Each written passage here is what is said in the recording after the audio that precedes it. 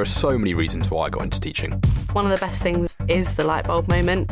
When you see a pupil suddenly understand something, that's really, really special. Every child is so full of potential, and the thing that makes me proudest to be a teacher is seeing them realise what they are capable of.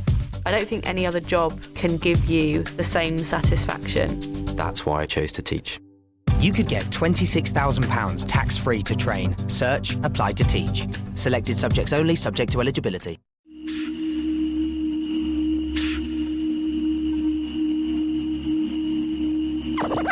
Ladies and gentlemen.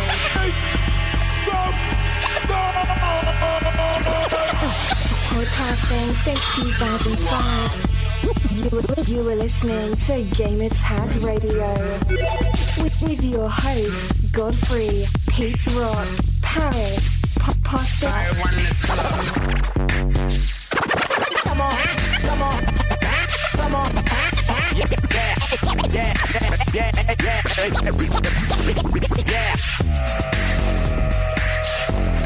Welcome to Gamer Tag Radio episode 547. It is your host Danny, aka Godfrey. And this week, joining us, we have Pete Rock. Pete, what's up? I hear, man. It's been a really busy couple of days for me over here. I hear you. What about you? It's been bittersweet. Like I'm anxious. Super Tuesday just passed, unfortunately, because I am registered as an independent. I am not. Me too. I am not able to vote for Bernie Sanders on the primary. Same here, man. I'm having the same issue, man. But if you do turn in your stuff, you won't be able. If you turn in your stuff now, you won't be able to vote for him during the primary, but you will be able to vote for him in the final election. But yeah, I don't want this. This isn't CNN. No. We're not talking politics here. Talking about video games. Yeah. And on that note, I'm very excited because by the time this show airs, I'll be in New York City. I'll be in New York City trying to take back the city from terrorism. And now, can't wait. My question is, can we go to the Bronx? Because I want to take you to the hood, Pete. Follow me. Do you forget where I used to live? I know. I used to live in the Bronx. Come on, dude. 190 Creston. So, yeah, like, I know the story from everything that they've told us is going to take place mostly, if not all, in Manhattan.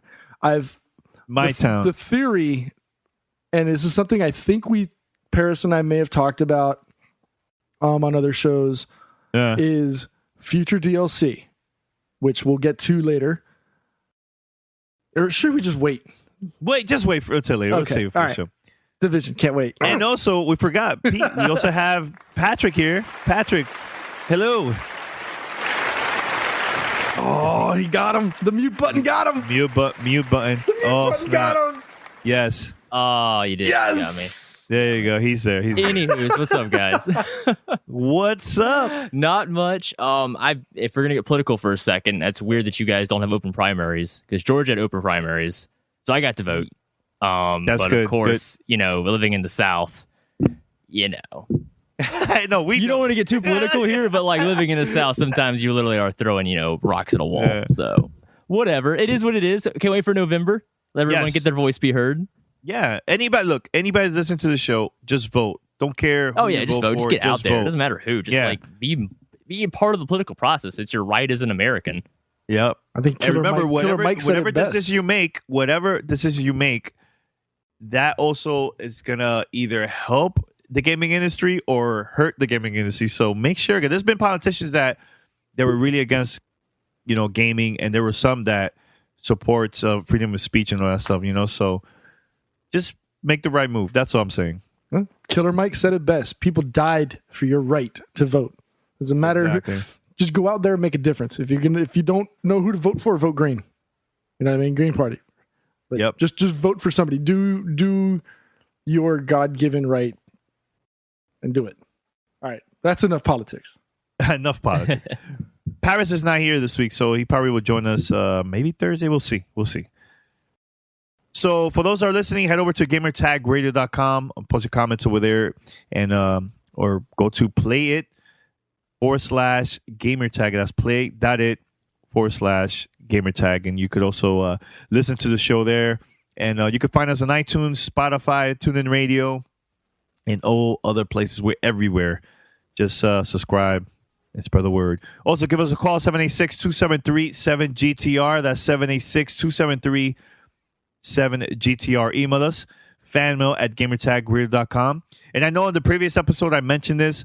For those who are listening and you want to help us out, we have the survey that it will help us. We would like to know about you, how you listen to the show, where you're from, everything. Just take a 3-minute survey. It's very, very short. It's very quick. You could do this. It will help us big time. Just go to playitsurvey.com. That's playitsurvey.com and take this short survey and help GTR. The more listeners do that, the better for us. And we'll make the show even better. All right. And for first off, we're going to start this because, P has been kind of like, about this game. Mm-hmm. Patrick has been kind of like, we'll see. I might get it. I'm kind of curious. No Man's Sky, pre-ordered. Finally, you could go and pre-order the game. This game is coming out June 21st. Very interesting day, so most likely we will see it at E3. But this game is $59.99. Are you guys okay with that? I'm shocked. I'll be honest. I didn't expect that. I thought it was going to be maybe 30. Yeah, I expected a digital download game. I really did not expect a full $60 game. But, I mean, again, the amount of content I've seen in this game has been so small, and I don't want to just, say uninformatively that represents the rest of the game, like what we've seen, that's just the whole experience. I don't know that. But I kind of assumed that, to be honest, that this would be something that is more like a really interactive, cool, like a tech demo of look what we can do with procedurally generated content. This is really neat. I'm really curious to know what the market is for this as $60. Is there still a large enough portion of the population out there that would pick this up for that price? And more to that point, does this game actually even have an ending? Is it always just going to be you flying through space, discovering planets infinitely until you get bored and stop playing it? So I have a lot of questions about the game. I definitely want to play it. The visual style alone is enough to get me interested, let alone the concept sounds fascinating. Hell, even the box art's cool, so definitely that would get a couple of head turns at your local GameStop or Best Buy or whatever. I just don't know if $60 was the right way to go on this. And I could be wrong. I'd love to get some feedback from people that are maybe probably more hyped about this than we are. Maybe they've been following the development process for this game very, intently from the beginning because you've been excited about this. We were definitely excited when it first came out, but I guess it's been so long now, we've kind of just lost interest here and there and there. But now that we got a release date, now that we definitely know we're going to see it at E3, my excitement's back again. I definitely want to play it.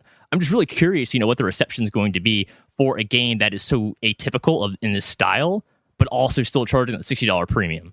So I'm very curious to know what their market is, what the focus research they've done, what their focus groups have told them, what made them come to this decision to release in the summer at $60 in a game of this style. So it remains to be seen, but I'm looking forward to it. I got to say, I want to play this.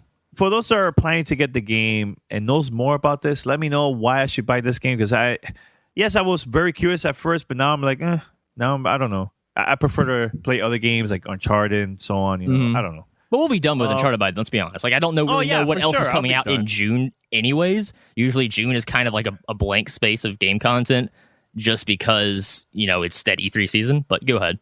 Here's the thing, though. We really don't have an idea what else is coming out because you never know. E3 or maybe they will have some surprises from now till the summer. So who knows? But surprises like that usually come in the form of a beta or a playable demo of some sort, not full game releases that are surprise launches.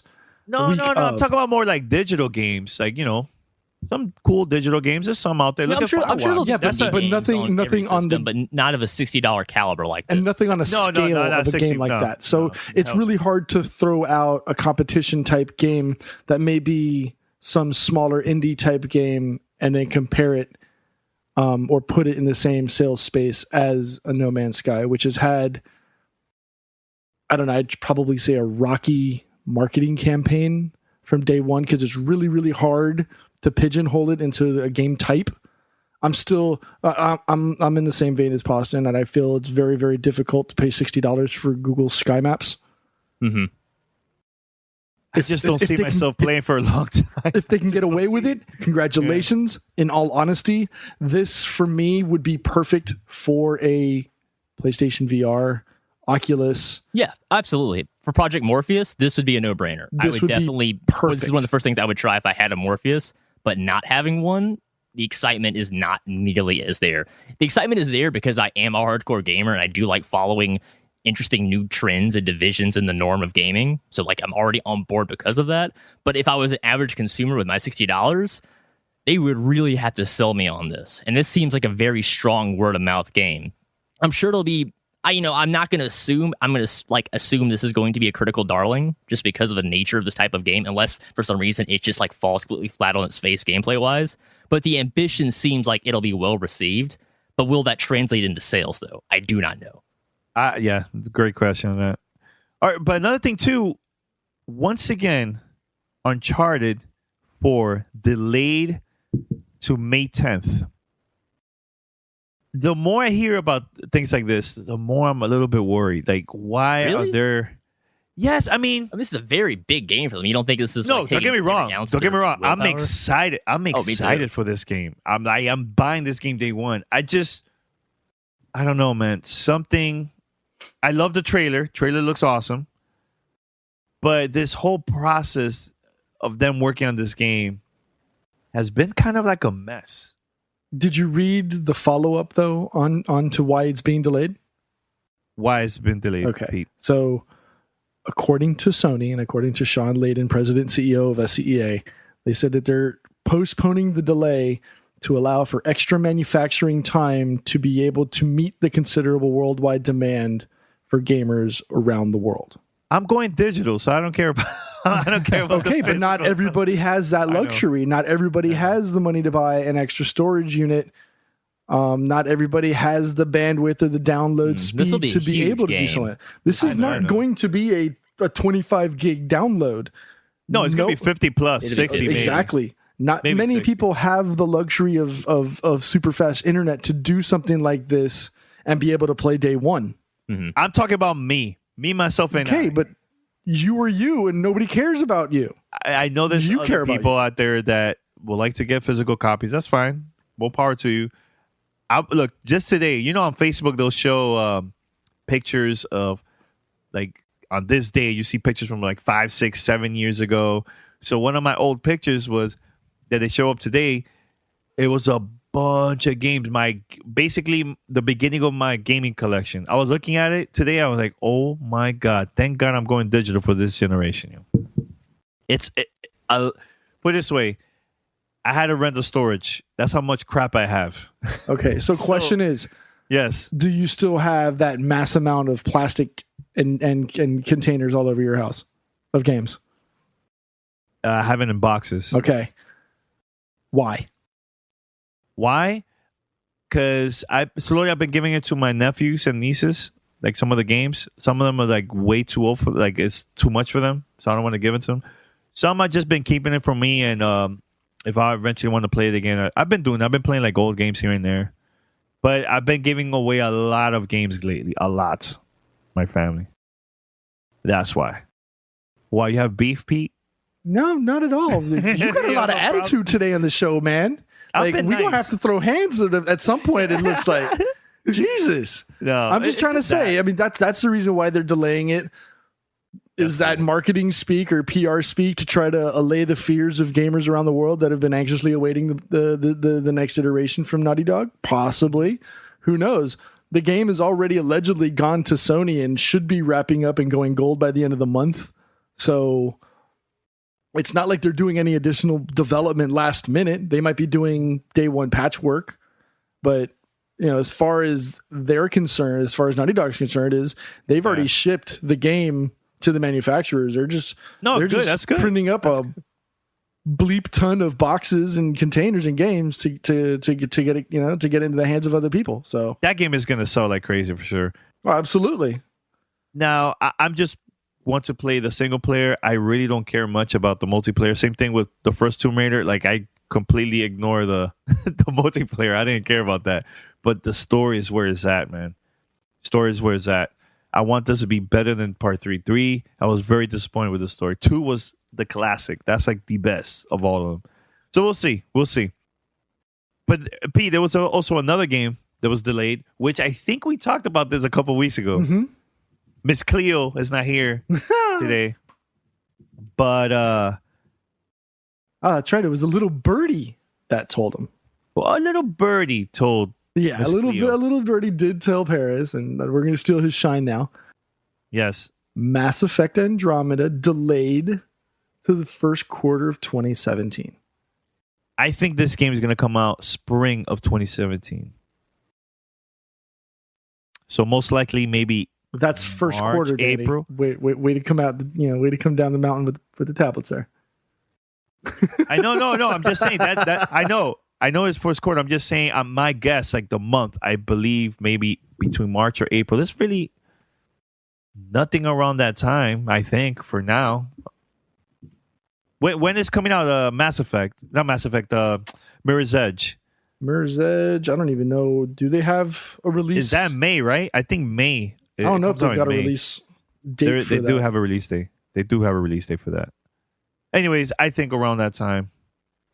So, Pasta, my question is: are you okay about this delay to 2017? I think, to me, I'm okay with it. I'm okay because Mass Effect, I want this game to be perfect.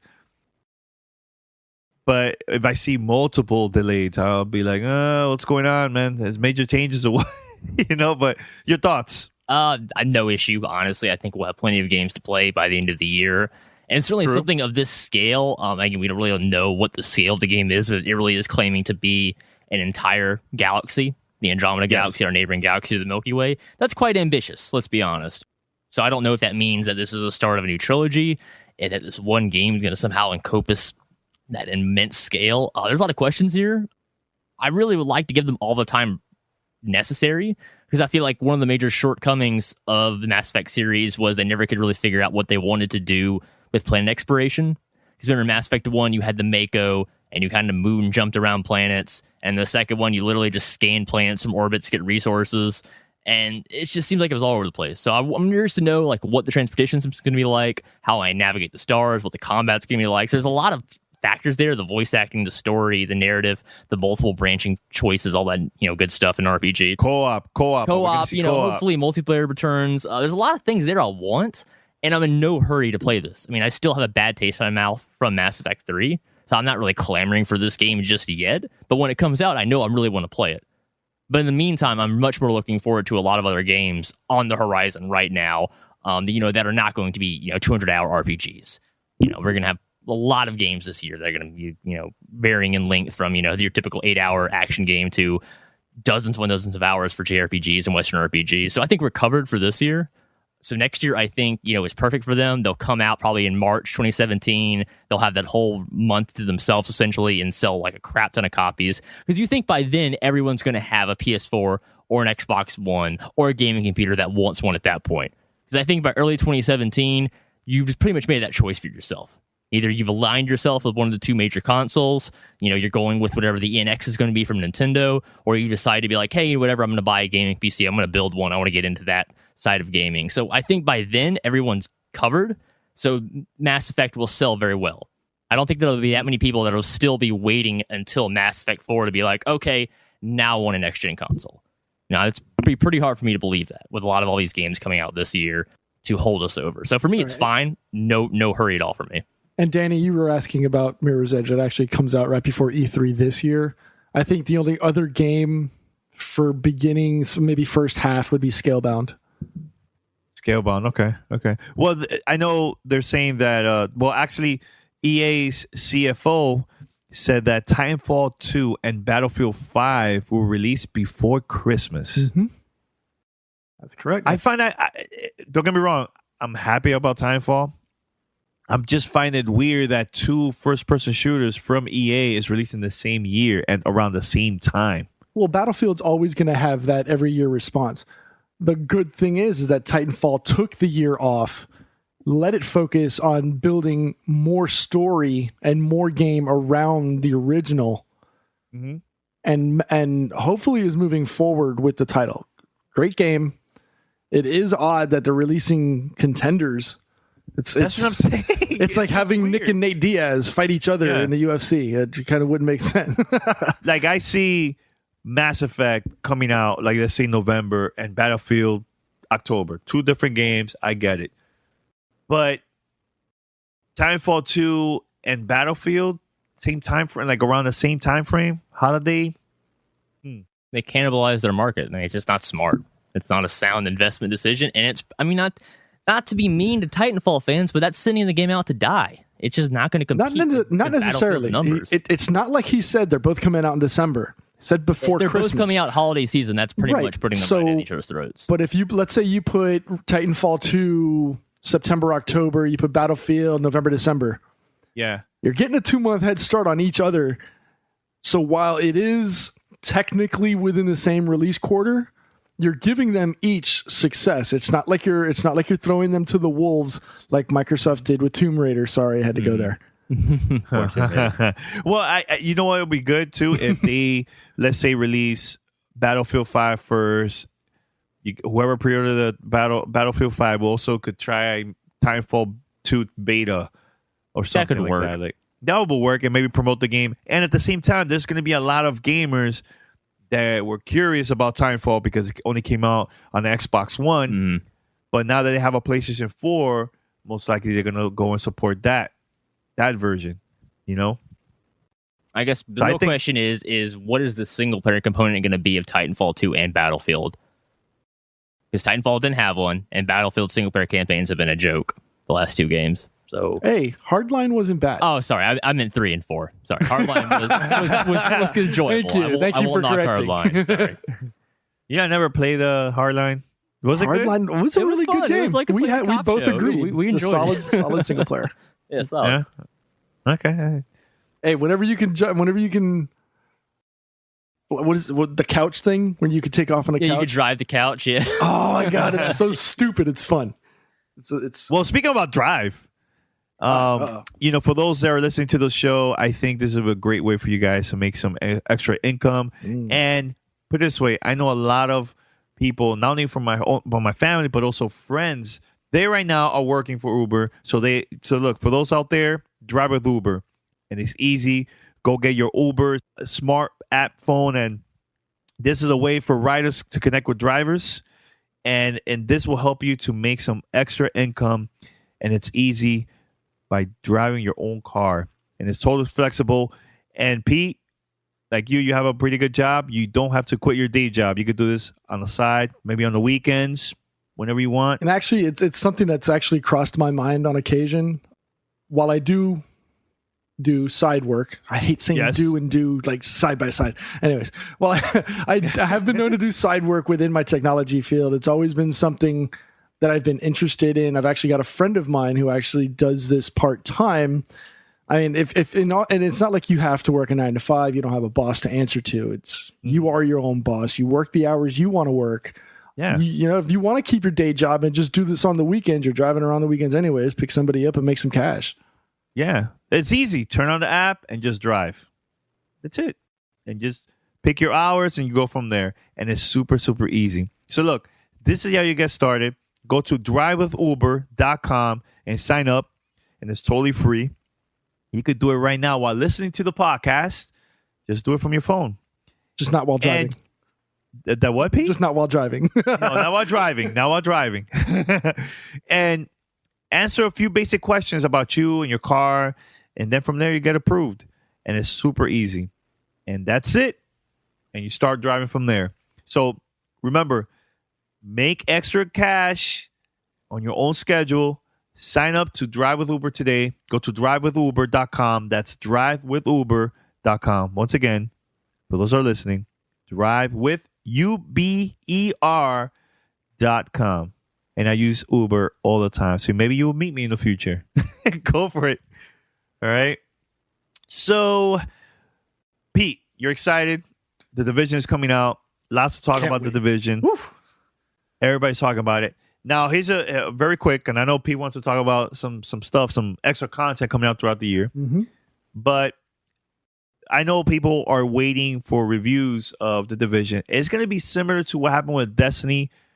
everybody, the media, and also the gamers, everybody's going to get the game, and the servers are going to go live, and everybody's going to have that same experience at the same time instead of the media getting it first, which I think is great for all of us to do that at the same time. So don't expect from us to review the game that quickly. I think maybe a week or two, Pete, right? You think that would be great? I think that's probably a solid enough time. I think we're all still wrapping up or putting in extra time on Far Cry Primal. Yes, and also really good game. Plants vs Zombies. Plants vs Zombies too. We got to review that. Garden Warfare 2. But yeah, they're doing this because it's really hard for them to fill up servers for the PvE experience and give reviewers a really good look at what the game is represents from a post-launch standpoint. It's easy. It's kind of easy to do based on what they released on the alpha and the beta, but they said that they've tamed down significantly the content for the alpha and the beta, so you can imagine there's going to be that much more to do within the alpha. Yes. If you purchase the digital copy, you can actually start preloading it today. Actually, today is Thursday, March the 3rd. For Xbox. This comes the day before the launch. No, I understand, but I'm just saying. Okay. And then March 6th, obviously, those that are listening, hopefully it's already preloaded on your console. Japan will start preloading actually the day the show actually launches. Okay. And then the digital copies will actually unlock at 12:01 Eastern in the morning. I can't wait. I'm super excited. And on top of that, Ubisoft released some more information about year one content and their season pass. So this is one of the things that people like Paris were kind of hesitant going into the Division, where he was almost deciding whether he was going to play it or not. I think on our internal chats, he was talking about he had backed out. He was done. He didn't want to even bother. But the season pass and all the year one DLC lines up pretty significantly for the title. There's 2 free updates that'll come out in April and May, including an end game, aka a raid. So you'll have a big squad play PvE experience. And then the incursion update brings in loot trading, which is something that was always kind of like a mystery. Will we be able? It's something that was really popular in a game like Diablo 3, but was frowned upon in a game like Destiny. So it's going to be interesting to see how they roll that out. So people in the same squad can trade loot, but not like people across the game. Like if Danny's playing on his own instance with his own friends, and I'm playing with Paris and Poston, because we don't want to play with Danny because he's garbage. We can trade loot between us in the squad, but not with Danny or whoever else is out in the world playing. So it's only within that co-op game session. I think that's awesome. That's actually a really cool, fresh idea. People from cheating. I mean, it makes absolutely. sense. Yeah. After that, they'll also release more Dark Zone features and events, gameplay within the Dark Zone, as well as another incursion game, for the PvE experience. And then for season pass owners or for people who have the gold or collector's edition of the game, there's 3 paid expansions, which will come out June, and then there's one slated for later in the summer and one in the winter. So they're set for the whole year, dude. That's a lot of content on top of the regular standard PvE experience and the Dark Zone multiplayer. So that was very smart for them to announce this, because they learned the mistakes that Bungie did. Yeah, I think so. I think Destiny. And I think it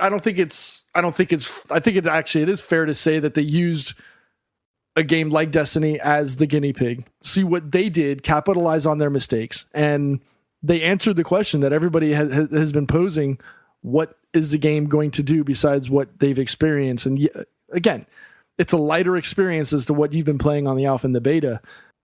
And if you were if that is what you thought was going to be the final end game, you're sadly mistaken, because it looks like they've really, really came to play this time. Like Ubisoft was like, all right, that's it. Like we're sick of being the punching bag for shooters. And I think you could hear it with the amount of talking that I've done so far on the show about the game. I'm stoked. I can't wait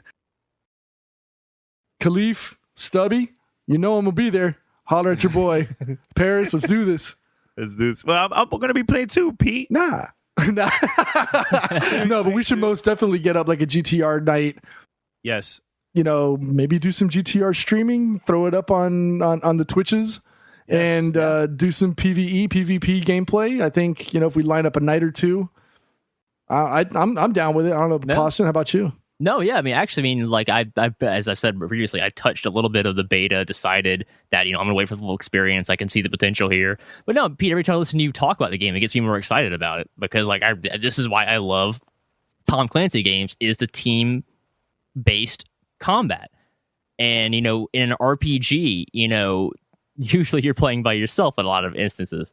So for me, I was so hesitant for so long about this game because it's an RPG. But now thinking about the cooperative aspect, the PvP aspect, the whole concept of the Dark Zone, which I haven't even played yet, but just seeing other people play that, reading about it, sounds very interesting. This whole year of content, yeah, I'm on board. I mean, this looks like it's gonna be a lot of fun. I mean, I've been playing a lot of single player games recently too, so it's me exciting to, you know, play a co-op game with you guys. Absolutely. Yeah. I'm excited because, look, I haven't even touched the beta, so this is going to be like a totally brand new experience for me. So Yeah, you've never, short of watching me play at E3 last year and then maybe a scattered video or two, you've never played the game? Nope. Wow. Actually, I was on the other side, Pete. Like, I wasn't near you when you were playing. Okay. I was just watching somebody else play. But you've seen gameplay. Yeah, I seen gameplay. So, but this is going to be totally new to me. First time playing it. I didn't want to touch the beta because beta, in a way, kills the game. I don't want to go back and be like, oh, I already played this part. Let me just, you know, I want to be surprised. So it's going to be a totally brand new experience for me. Cool. I can't wait. Hopefully, hopefully we actually all four get to play, unlike what we thought was going to happen with Halo, and then I still haven't touched it. All right. Welcome to Play It, a new podcast network featuring radio and TV personalities talking business, sports, tech, entertainment, and more. Play it at play.it. This is Gamer Tag Radio. Voicemail 786-2737-GTR. Let's talk about this very quick. There's a rumor, which we've been talking about this for months. Nintendo NX might release this year a Zelda that was supposed to come out for the Wii U is also coming out for the NX. Thoughts? Because this is a rumor, ladies and gentlemen. It's not official. But I've been saying this for a while, you guys. Like, there's no way this is not going to happen. This is a no-brainer. Like, this is for everybody that's like me. That's when we never wanted to buy a Wii U. It just never lined up in the stars for us. But we're still diehard Zelda fans, so we have to play Zelda. I've never played a Zelda game. This is let me ask you this: Will you buy the NX day one for this game? Yes, honestly. Now that is under the pretense, Danny, that the NX is not announced as some stupidly bizarre Wii U 2 requires a peripheral to work, requires a tablet, requires a 3DS, like all this Nintendo nonsense we've dealt with for a decade. If it just goes back to being a dedicated game system like the Super Nintendo, the N64, and the GameCube, then I am all on board. Because if I can have 1080p, 60 FPS Nintendo games, that's all I want. That's all I've wanted for a long time. Even if it's 900p? No.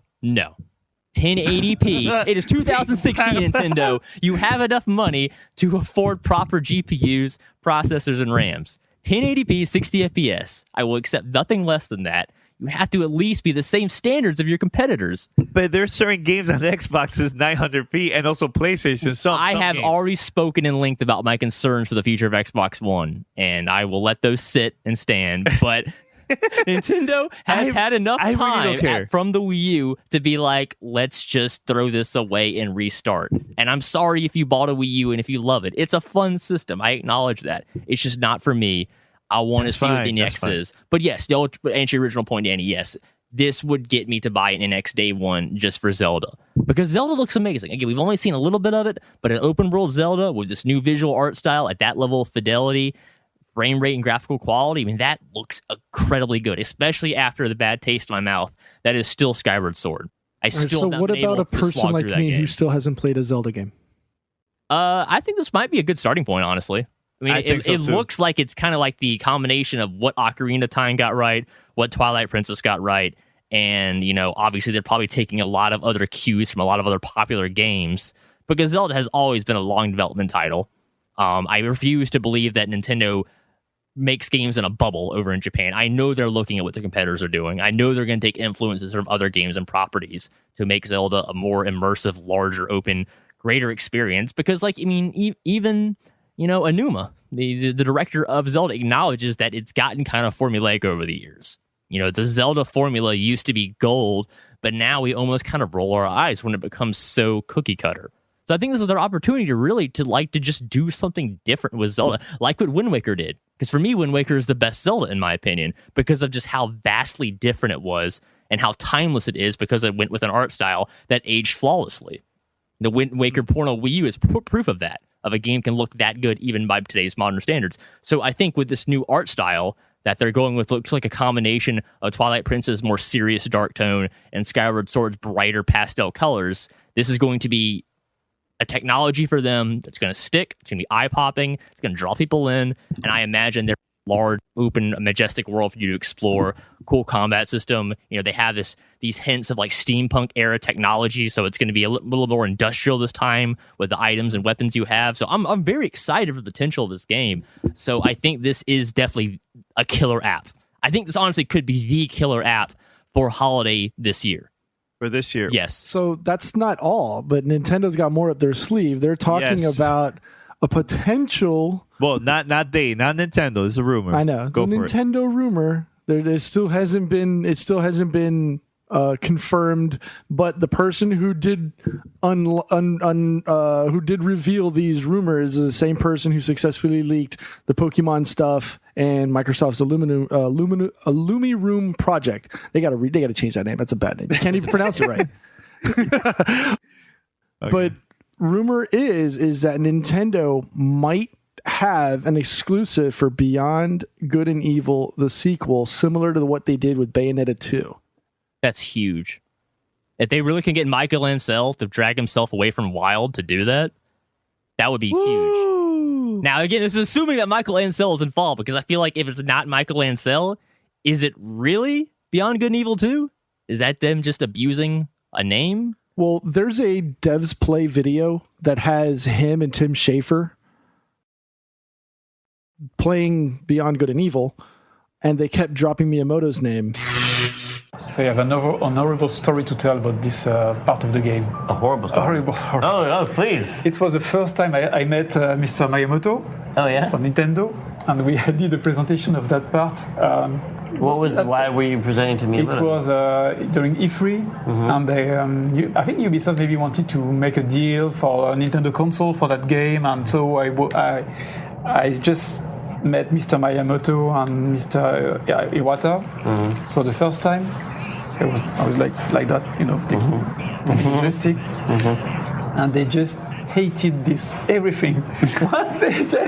For them it was horrible. The background, the control, everything was like the camera. They said that? Everything. I was like, and then I became nervous and start responding them, and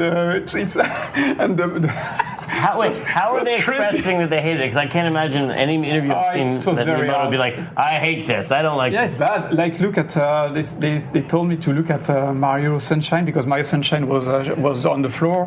Look at Mario Sunshine's camera and look at this, and you have to learn. And you, I understand that. I think these guys are, very talented people. Yeah. But I think I'm not sure they wanted this meeting to happen or whatever.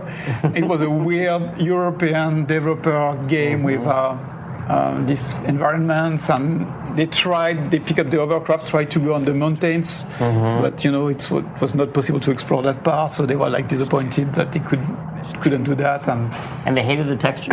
They hated everything. Well, that's funny too. Except the relationship with Paige during the fights, because he can help you, and they said that there was the only positive part was the mechanism between the two characters during the fight. But I was so happy to meet all these people that I really loved. I would have been destroyed. And then in 5 minutes, it was a mess. I was red, I wanted to get out and cry. no, this is not possible. we put too much patience on that game, too much time, like 3 years working like hell. I can't wait to show this to Miyamoto. He's gonna love it. I can't wait to show it to him. In the discussion of a potential sequel. Okay.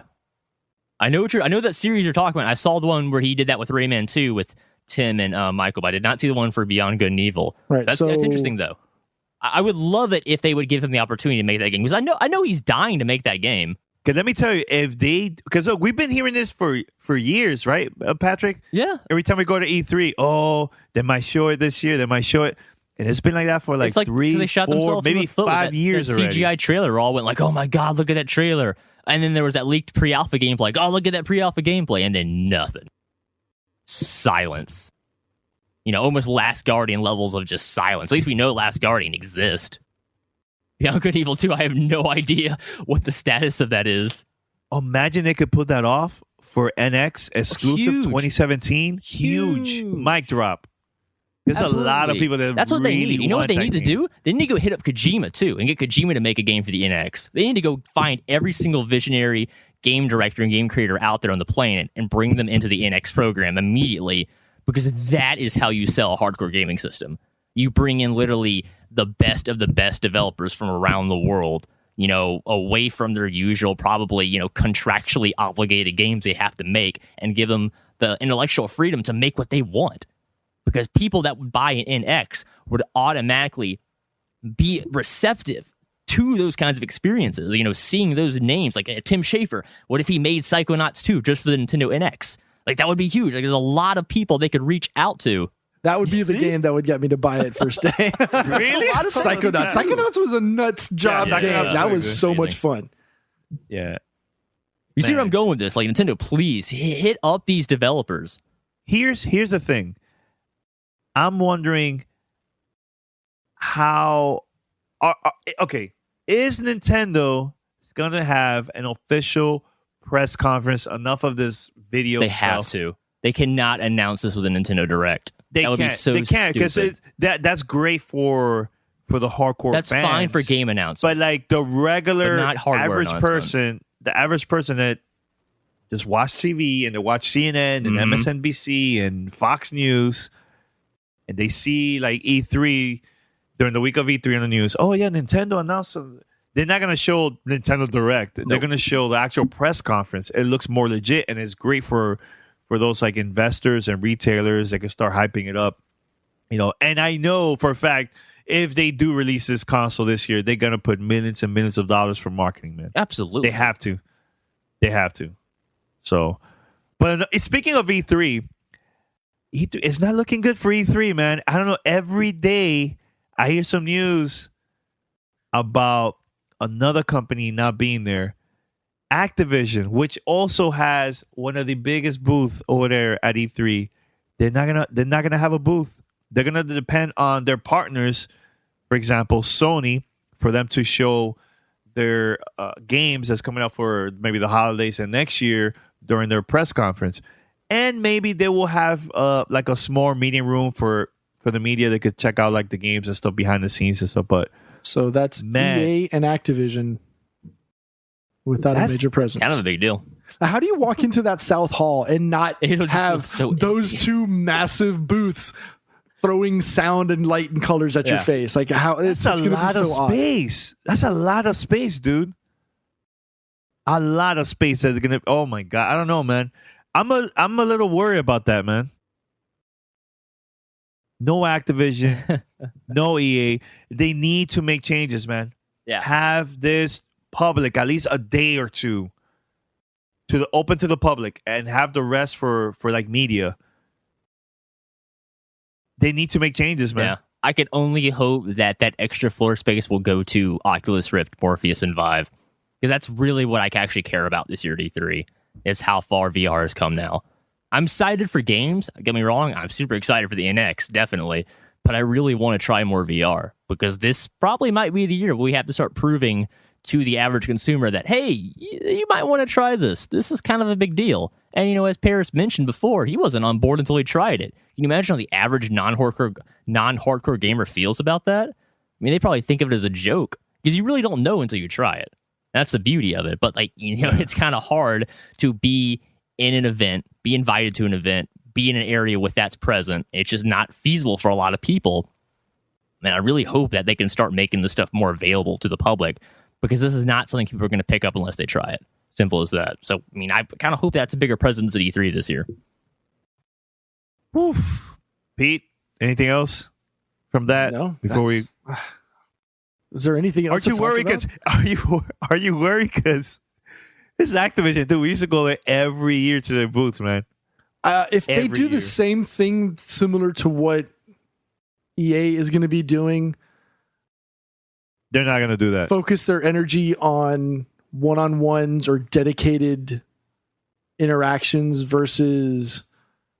I mean, you have to imagine these are massively multi-million-dollar organizations.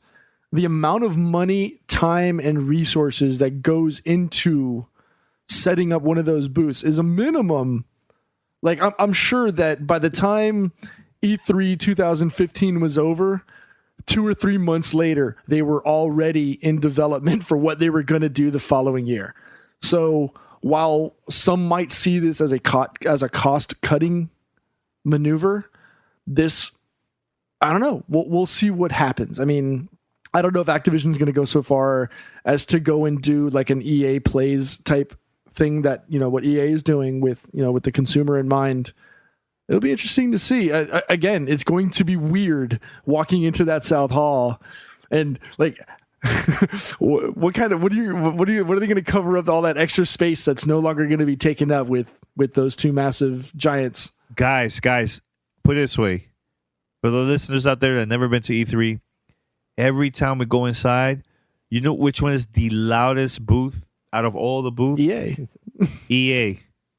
That place is going to be silence. Well, last year it was EA right up front, and Activision was like kind of near the back, on often shuttled off to the left. Those are massive amounts of space. We're talking. It's kind of hard to imagine. It's almost like a car dealership, but without the cars. But this is going to be great for companies like Ubisoft and maybe 2K and. Especially indie developers, they get a bit more room to shine. Oh, absolutely! It's companies like Firaxis that have to piggyback on the 2K show floor. Maybe they get more space now.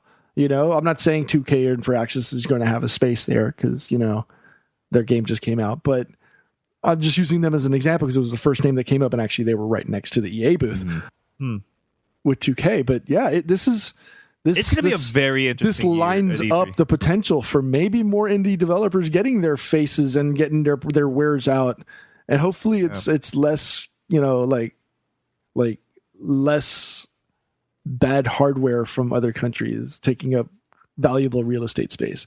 I will say this though, Pete.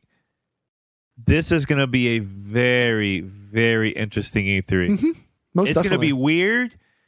I know we will get used to it like after the first day, but it's going to be a very E3, man. A very weird, strange E3. It's going to be an awkward E3.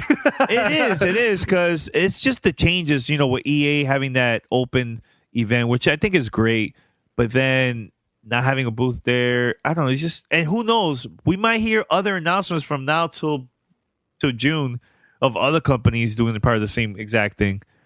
So my advice, open to the public. I think that's the solution. It's dying. Right now, they don't need the media. They just could use YouTube, Twitch, maybe some podcasts to get their content out there, get the fans, and it's just a very strange time right now. So, but anyways, head over to gamertagradio.com, post your comments and feedback, and share with your friends. You could also check us out at play.it/gamertag. And we're there. You can share it to your friends, and also subscribe. We're everywhere: iTunes, Spotify, TuneIn Radio, Stitcher. Speaking of Stitcher, shout out to them. They put us on the front page a couple of days ago, and also Spotify too. They feature us during the week of our birthday, which is great. And once again, for those who are listening, we need your help. Please take this very, very short survey. This will help us get an idea where you're listening and so on. It's a very short survey. It only takes like maybe 3 minutes. So it will help us big time. So go to playitsurvey.com. That's playitsurvey.com. And make it happen and help GTR big time. And also give us a call, 786-273-7GTR. That's 786-273-7GTR. Email us, fanmail@gamertagradio.com. And I believe, Pete, I think next week we should review Plants vs. Zombies, Garden Warfare 2. I've been playing that nonstop. Love that game. So I'm going to be reviewing it. If you want to join me, because we have the game. No, absolutely. I'd like to maybe do a review with Poston for Far Cry Primal. Yeah, definitely. Ooh. I've been putting a lot of time into that, and I know on the last one I started to get my feet wet, and I know me and Poston talked about it on when we reviewed it last year. So I think it'd be pretty cool to see, my growing up. Yes. And my appreciation for Far Cry. Jesus, this is like the month of Ubisoft. Yeah, it is. Shout out to them, dude. They're starting off 2016 strong. Good job. And it might be the year. Who knows? Might be the year. They have more games coming out this year. So, Ghost Recon next year, right, Patrick? Definitely next year. Yeah, we'll probably have a big presence this year at E3. We'll probably see it in a more beta aspect. But yeah, be ready for that one. That, to me, was still one of the most amazing games I've ever seen in person. So yeah, I'm excited for The Division. But holy crap, you just wait until Ghost Recon comes out next year. Yeah. Woo! Crazy. Before we wrap it up, it's crazy that last year when Patrick got to see the game, he was like, too many numbers on top. I don't know. And now it's growing on him through time. I've had a turbulent history with this game ever since it was announced. So we'll finally see. Maybe we can definitely talk about it next week once we've actually got our hands on it, and we'll certainly review it as well. But yeah, I'm excited to play with you guys, man. Looking forward to it. I'm excited too, man. All right, so we're going to wrap it up. Until next time, see you this Thursday, which we're going to be doing fan mail. We haven't done fan mail like in a week or so, but we have lots of emails. So please continue sending emails. We're reading on the show, and that's going to be fun. All right, and also call us. All right, see you this Thursday. We're out. You're listening to Gamer Tag Radio. Be sure to like us on Facebook. Follow us on Twitter. Thanks for listening. Tune in next week.